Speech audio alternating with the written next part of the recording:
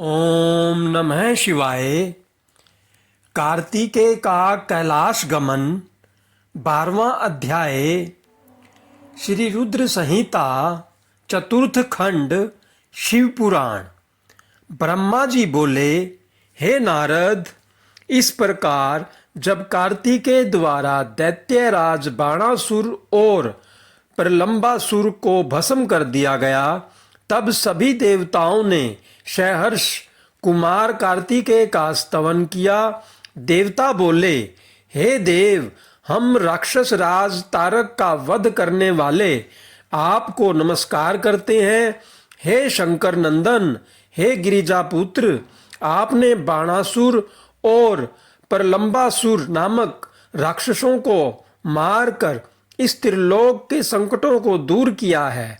आपकी भक्ति पवित्र है तथा आपका स्वरूप विघ्नों का नाश कर अभय प्रदान करने वाला है। हम सब स्वच्छ मन से आपकी स्तुति करते हैं। आप हमारी इस स्तुति को स्वीकार करें। कुमार, हम आशा करते हैं कि आप इसी प्रकार सदैव हमारे कष्टों और संकटों को दूर करने में हमारी सहायता करेंगे। देवताओं द्वारा की गई इस अनन्य स्तुति को सुनकर कुमार कार्तिकेय का हृदय प्रसन्नता से खिल उठा।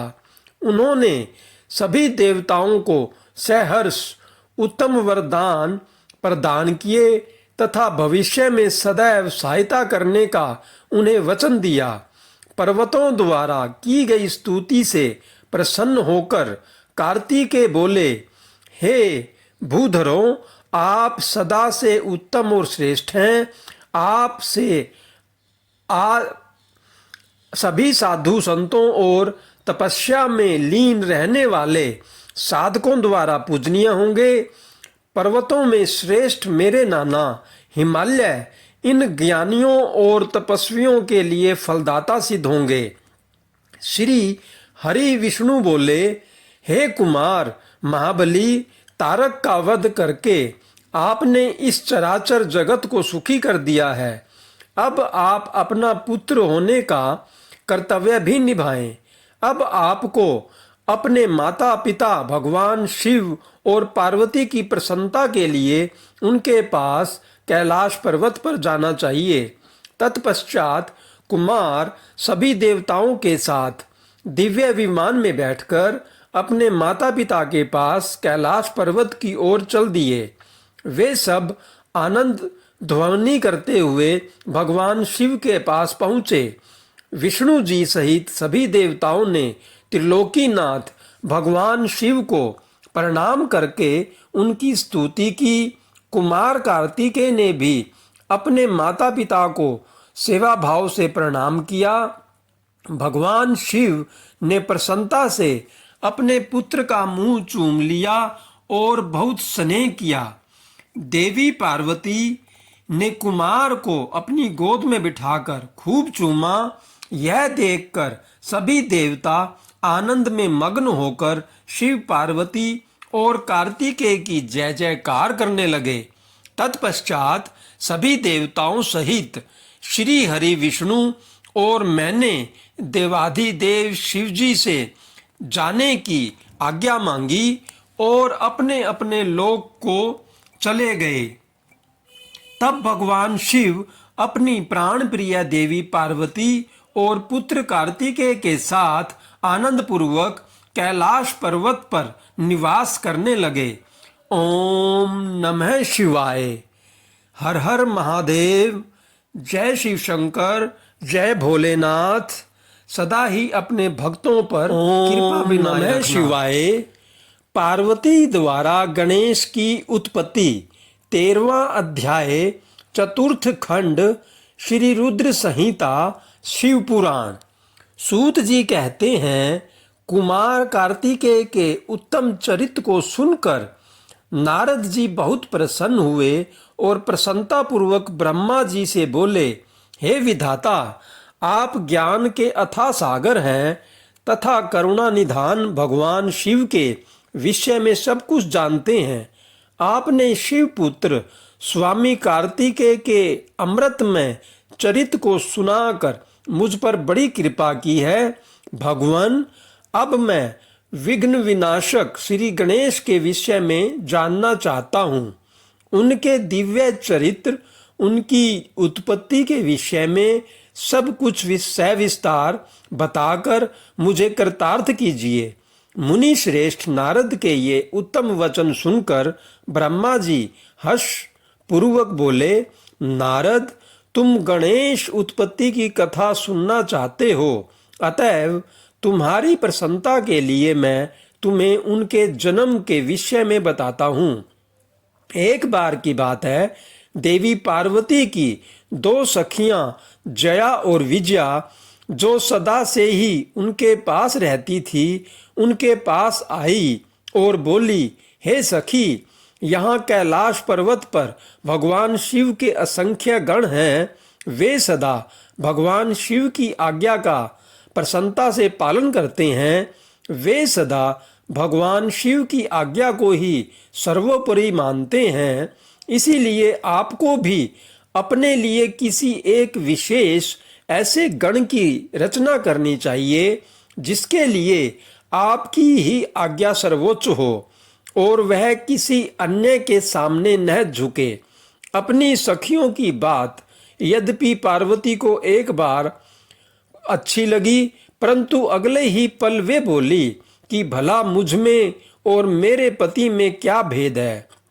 हम दोनों एक ही हैं और सभी शिवगण मुझ में और सदाशिव में कोई अंतर नहीं समझते। वे हम दोनों की ही आज्ञाओं का सदा पालन करते हैं। पार्वती जी के ये वचन सुनकर उनकी सखियां आगे कुछ नहीं बोली और वहां से चली गई। एक दिन की बात है, देवी पार्वती अपने कक्ष में स्नान कर रही थी। वे नंदी को द्वारपाल बनाकर द्वार पर बैठाकर गई थी। तभी कक्ष में भगवान शिव का प्रवेश हो गया, क्योंकि नंदी अपने आराध्य शिव को अंदर आने से रोक न पाए। देवी पार्वती को उस समय बड़ी लज्जा महसूस हुई। इस घटना के उपरांत पार्वती को अपनी सखियों द्वारा दिए गए सुझाव का स्मरण हुआ। तब उन्होंने सोचा कि मेरा भी कोई ऐसा सेवक होना चाहिए जो कार्यकुशल हो और मेरी आज्ञा का सदैव पालन करे, अपने कर्तव्य से कभी भी विचलित न हो। ऐसा विचार करके उन्होंने अपने शरीर के मैल से शुभ लक्षणों से युक्त उत्तम बालक की रचना की। वह बालक शोभा संपन्न, महाबली, पराक्रमी और सुंदर था। पार्वती जी ने उसे सुंदर वस्त्र और आभूषणों से विभूषित करके उसे अनेक आशीर्वाद दिए। पार्वती ने कहा कि तुम मेरे पुत्र हो, तुम्हारा नाम गणेश है। पार्वती जी के ये वचन सुनकर वह तेजस्वी बालक गणेश बोला, हे माता, हे जननी, आज आपने मुझे इस जगत में उत्पन्न किया है। आज से मैं आपका पुत्र हूँ। मैं आपको बारंबार नमस्कार करता हूँ। मेरे लिए अब क्या कार्य है, बताइए, मैं उसे अवश्य पूरा करूँगा। तब देवी पार्वती बोली, हे पुत्र गणेश, आज से तुम मेरे द्वारपाल बन जाओ। मेरी यह आज्ञा है कि मेरे महल में कोई मेरी अनुमति के बिना प्रविष्ट न हो। कोई कितना भी हठ क्यों न करे, तुम उसे अंदर नहीं आने देना। यह कहकर पार्वती ने एक छड़ी गणेश के हाथ में पकड़ा दी और प्रेम पूर्वक उनका मुख चूमकर अंदर स्नान करने के लिए चली गई। गणेश सजगता से हाथ में छड़ी लेकर महल के द्वार पर पहरा देने लगे।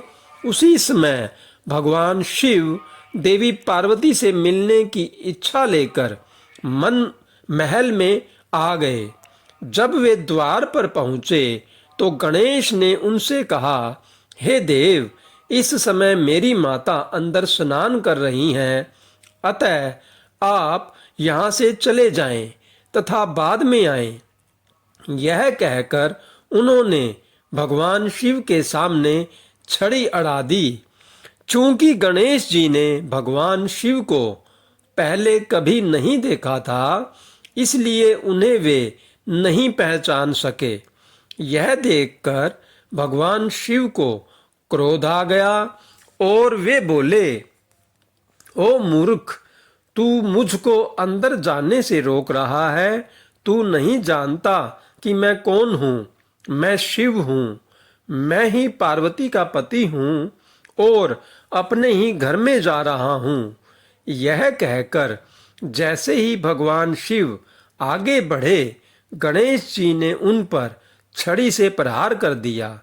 यह देखकर भगवान शिव को क्रोध आ गया। उन्होंने अपने गणों को गणेश को वहां से हटाने के लिए आज्ञा दी और स्वयं बाहर खड़े हो गए। ओम नमः शिवाय। हर हर महादेव। जय भोलेनाथ।